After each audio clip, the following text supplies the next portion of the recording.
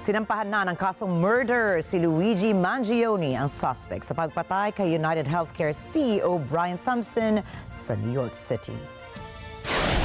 5 araw bago nahuli ng mga pulis si Mangione na nagtago pa sa Altoona, Pennsylvania.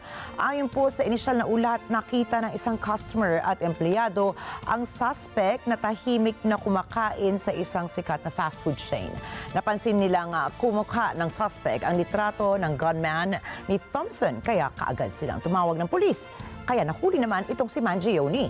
Bukod sa kasong murder, sinampahan din siya ng kasong gun and forgery charges. Sinabi ni Mangione na naiintindihan niya ang mga kasong binasa laban sa kanya. Samantala, tumanggi muna magbigay ng komento ang pamilya ni Luigi Mangione ukol sa insidente.